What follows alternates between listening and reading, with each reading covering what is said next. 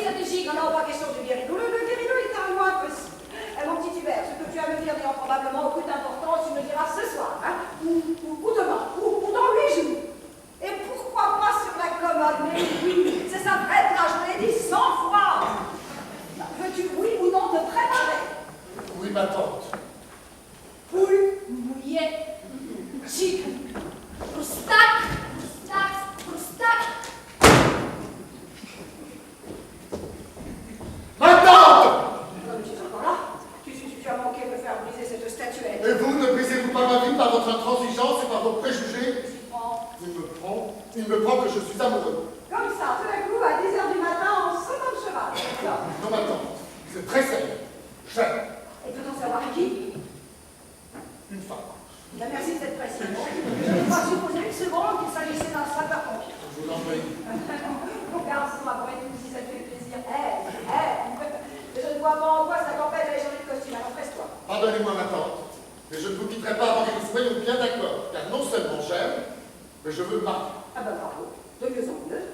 Tu n'as sans doute oublié qu'un petit détail, c'est que tu es déjà marié. Oh, marié avec une femme qui n'existe pas. Alors, plutôt celle qui n'a jamais existé. Quand j'y pense. Comment as-tu pu faire une chose pareille? Te marier sans me consulter moi, qui t'ai servi de mère, de père, et de tante par-dessus le marché. À 30 ans, il m'a semblé que j'avais droit. De choisir ta femme. Là, pour une fois que tu as voulu faire preuve d'indépendance et d'initiative, on a vu le résultat. Alors que je sentais venir l'heure. Cette pendule est encore arrêtée, c'est insupportable. L'heure, vous allez obtenir la main d'Anne-Marie de la Roche-Migène, une fille qui possède 2 châteaux, un yacht, 3000 hectares de bois, la moitié d'une huile de cuivre. Et un œil de mer. Anne de Bretagne était bien reçue. Oui, mais personne ne m'a jamais demandé d'entrer dans son lit. Oh, je t'en prie.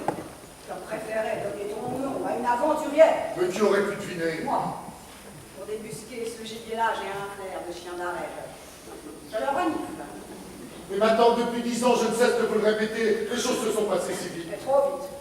Je l'ai rencontrée à Cannes, au Martinez, c'est quand même pas le buffet de la gare. Dès que je lui ai fait ma cour, elle m'a parlé de mariage. Moi, il me semble que ça doit donner confiance, ça prouve son honnêteté. Et puis, elle avait une allure, un chat. Prenons. Oh non, c'est bien tout. À peine l'avais-tu ramené ici depuis 8 jours que ta douce épousait prenait le large en prenant également le contenu du coffre-fort et tout nos bijoux de famille. Eh bien justement, ma tante, c'était pas tant, nous ne manquons pas de motifs de divorce. Tu dis, Je dis que je veux divorcer pour pouvoir me remarier. il est fou. Mon neveu est fou. Dis que pour éviter le scandale, j'ai renoncé à porter plainte. Je n'ai pas hésité à changer tout nos domestiques. Chaque jour, depuis 10 ans, j'entretiens la légende d'une baronne de Montfermeil, obligée par sa faible santé de demeurer en Suisse. Je distribue fondément de ce nouvel anneau voisin, aux fermiers, aux notaires, et même aux curés. Et comme décemment, je ne peux pas lui demander à confesser le pardon périodique de ce mensonge perpétuel, mais je suis en train de gagner quelques bonnes années de purgatoire. Moi qui ai toujours eu horreur de faire antichambre. Et pour me payer de ton défaut et de sacrifice, tu t'apprêtes à qui est su tous les fois que ta femme est une truande, que ta tante est une pécheresse, et que tu es un chauvin. Oh, mais vous préféreriez que pour sauvegarder la réputation de la famille et conserver l'estime de gens dont je me moque comme de mon premier biberon, j'en renonce à la femme que j'aime. Et qui te parle de renoncer, Nicodème? Conduis-toi en gentilhomme, en homme du monde, en garçon respectueux de l'honneur et des traditions des ta maîtresse. Oui, j'y avais bien pensé, mais... Exige le mariage, comme l'autre. On m'attend quand vous saurez qui c'est. Alors je ne veux pas le savoir. Bah, pourtant, pour que vous puissiez me renifler. Ah oui, comme un chien d'arrêt. On n'a jamais cette influence de décoration. Mais enfin! Chez les Montfermeil, on ne divorce pas. Et aujourd'hui, moins que jamais. Pourquoi aujourd'hui? Pourquoi?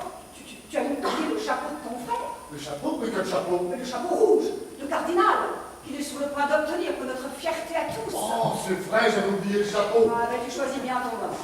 Le cardinal de Tramone a accepté de venir passer 3 jours chez nous avant de se rendre à Rome. Le cardinal de Tramone, qui a l'oreille de sa sainteté. Un mot de lui. Et la nomination de ton frère est chose faite. Tu veux tout lâcher, tout détruire, tout perdre. Tu veux nous noyer sous les flots du sacrilège, de la honte.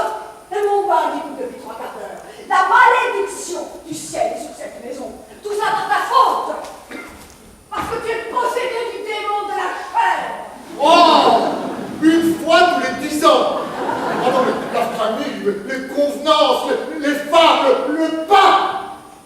Qu'est-ce que vous faites là, vous? J'attendais que monsieur le baron ait achevé de soliloquer. Et pourquoi ça? Pour annoncer à monsieur le baron qu'il y a une dame qui demande à le voir. Dame, quelle dame? Malgré mes instances, elle a catégoriquement refusé de me dire son nom. Donc vous voyez bien que je ne suis pas du tout disposé à recevoir des visites. C'est que cette personne insiste. Il paraît que c'est très important. J'ai même eu grand peine à la faire patienter pendant l'entretien que madame la comtesse... Oh, c'est bon, Patrice, c'est bon. Arrangez-vous pour qu'elle revienne un autre jour. Je veux bien essayer.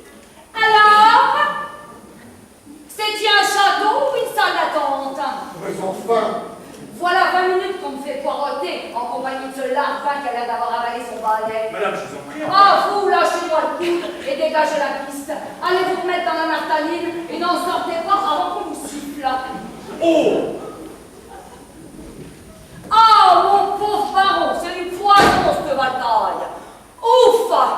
ma parole, madame, vous faites comme chez vous. Bon, au fond, il y a un peu de ça. Mais enfin, qui êtes-vous? Je suis votre femme. Quelle est cette plaisanterie? C'est pas une plaisanterie. Je suis votre moitié. Votre épouse devant la loi et devant les hommes. Votre 50%.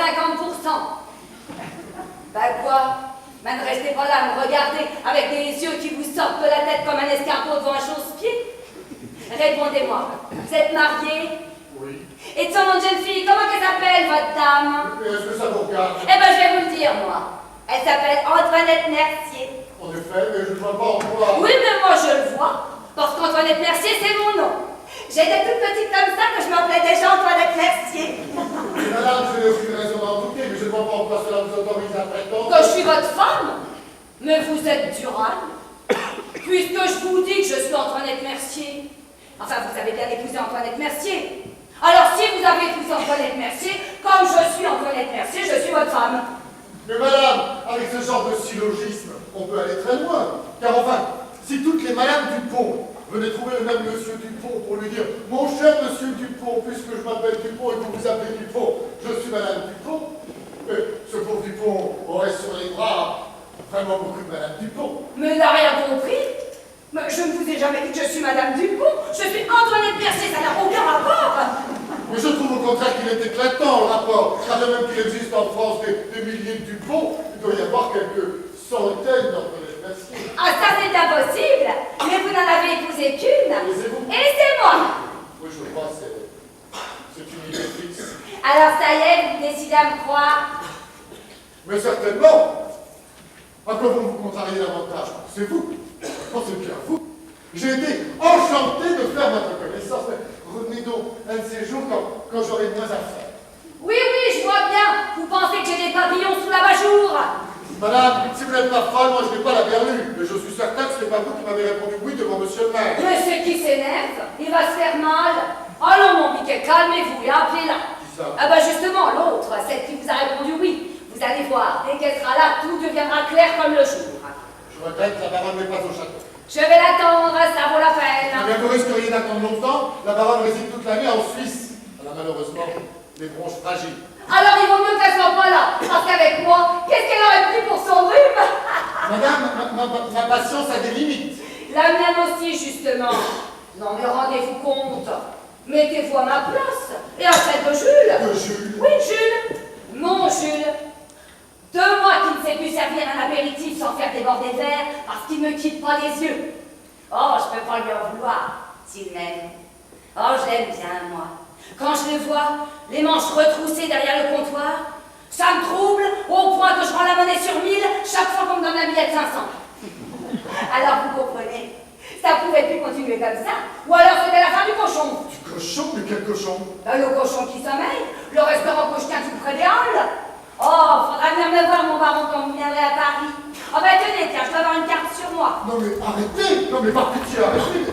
Mais madame, j'ai l'impression que nous égarons, et je voudrais tout de même commencer à comprendre. Oh! Asseyez-vous là, s'il vous plaît. Oh, alors vous, on ne peut pas dire que vous collez à la roue. Vous suivez le peloton, mais dans le lointain. Voilà 1 heure que je vous explique qu'on avait décidé de se marier, moi et Jules. Jules, c'est mon barman du cochon qui sommeille. Vous me suivez? Oh, je colle à la roue. Mais quand je suis allée à la mairie réclamer mes papiers, on m'a demandé si je blaguais, vu que j'étais déjà mariée depuis 10 ans avec un certain monsieur Hubert de C'est Montvermeil. invraisemblable. Oh bah tenez, si vous ne me croyez pas, regardez. Lisez.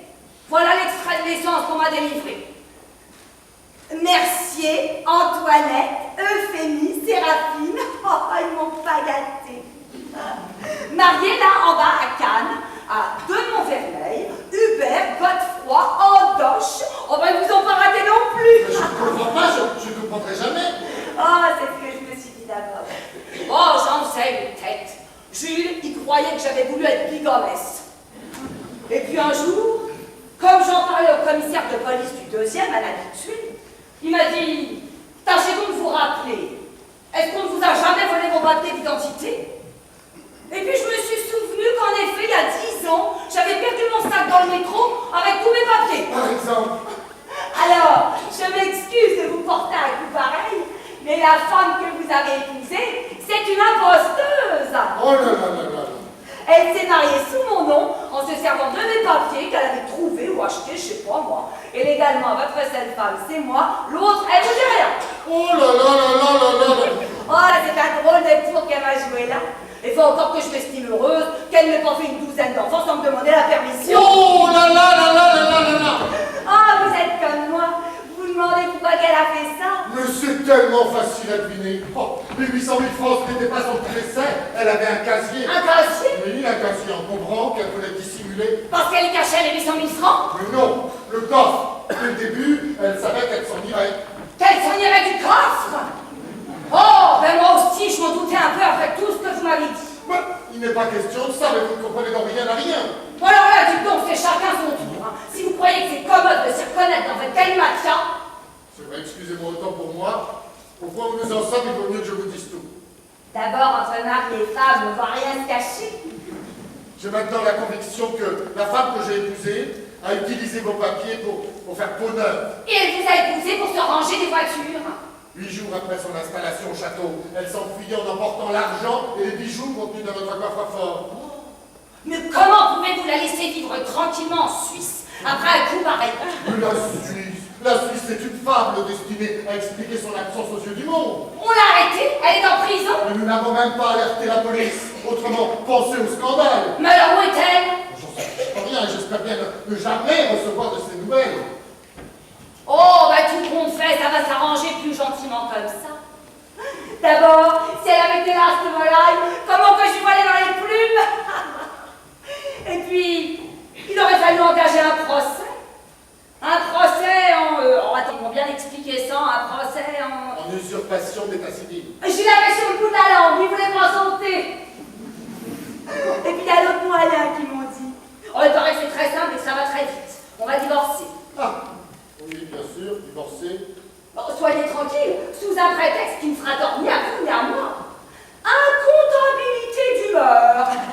Et avant 3 mois, je pourrai épouser Jules et vous serez libre. Des fois, vous voudriez faire votre vie. Je ne demande que ça. Alors, c'est du coup humain. En vérité, vous croyez cela? Et ma tante, et le chapeau! Mais qu'est-ce que le chapeau de votre tante vient faire là-dedans? Ce serait trop loin à vous expliquer.